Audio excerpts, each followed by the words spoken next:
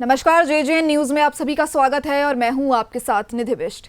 तो आज के बुलेटिन की शुरुआत करते हैं देश दुनिया की बड़ी खबरों के साथ। उत्तराखंड में चारधाम यात्रा को लेकर विवाद थमने का नाम नहीं ले रहा है। अब उत्तराखंड हाईकोर्ट के फैसले के खिलाफ राज्य सरकार ने सुप्रीम कोर्ट का रुख किया है।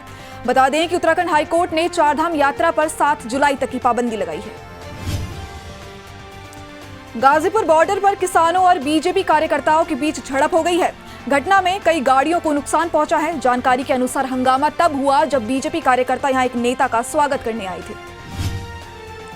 उत्तर प्रदेश की योगी सरकार अब कोरोना की तीसरी लहर को लेकर बेहद सजग है। प्रदेश सरकार ने राज्य में कोरोना वायरस की जांच के लिए जीनोम सीक्वेंसिंग की सुविधा का विस्तार किया है। नई दिल्ली IGIB में 550 सैंपल की जांच कराई गई। छात्रों की पढ़ाई को लेकर उत्तराखंड सरकार ने एक बड़ा फैसला लिया है। सरकार ने स्कूलों में ऑनलाइन क्लासेस को 1 जुलाई से फिर से शुरू करने का निर्देश जारी किया है। ये जानकारी उत्तराखंड सरकार के संयुक्त सचिव JL शर्मा की तरफ से दी गई है। महाराष्ट्र की ठाकरे सरकार ने एक बड़ा निर्णय लिया है। अब राज्य में घर घर वैक्सीनेशन की शुरुआत होने जा रही है। इसके लिए ठाकरे सरकार केंद्र पर निर्भर नहीं रहेगी। डॉक्टर्स डे के मौके पर IMA के कार्यक्रम में शामिल होंगे PM मोदी। डॉक्टर्स को करेंगे संबोधित। केंद्र सरकार ने साल 1991 में राष्ट्रीय डॉक्टर दिवस मनाने की शुरुआत की थी।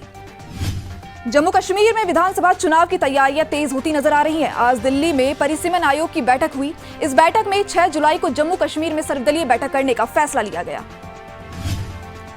कोरोना महामारी से निपटने के लिए टीकाकरण की रफ्तार को तेज करने के प्रयास जारी हैं। इस बीच केंद्र सरकार ने कहा कि राज्य और केंद्र शासित प्रदेशों को अगले 3 दिनों के अंदर कोरोना वैक्सीन की 24 लाख से ज्यादा डोज मिल जाएगी।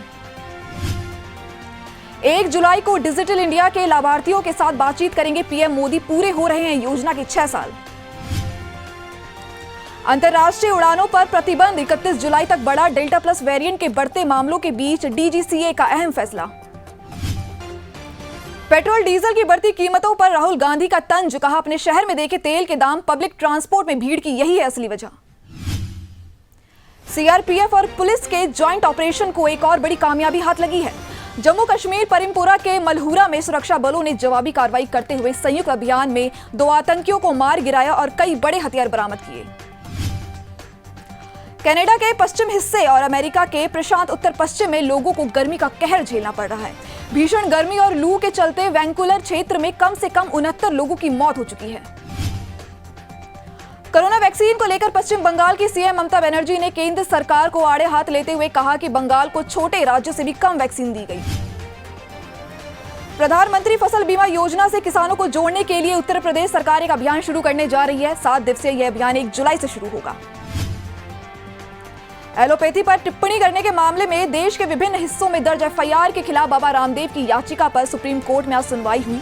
कोर्ट ने रामदेव के इंटरव्यू का बिना एडिट किया हुआ वीडियो मांगा। देश में लगातार बढ़ती कोरोना वैक्सीन की मांग और वैक्सीनेशन अभियान में तेजी लाने के बीच केंद्र सरकार ने बड़ा फैसला लिया है। केंद्र ने निजी अस्पतालों के सीधे कंपनियों से वैक्सीन खरीदने पर रोक लगा दी है। केंद्र की तरफ से कहा गया है कि अब टीके की खरीद के लिए एक लिमिट तय की जाएगी।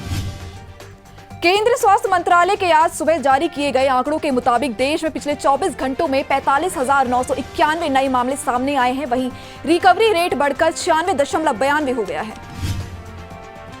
चीन के शंघाई में दुनिया का सबसे ऊंचा होटल खोलने का दावा किया गया है, जिसकी ऊंचाई करीब 632 मीटर बताई जा रही है। इसका नाम the J hotel Shanghai tower रखा गया है। नेपाल में धान के खेतों में खेली गई कीचड़ वाली होली। लोगों ने एक दूसरे के गालों पर मिली गीली मिट्टी। तो फिलहाल आज के इस बुलेटिन में बस इतना ही, लेकिन खबरों का दौर ऐसे ही जारी रहेगा। देखते रहिए JJN न्यूज। नमस्कार।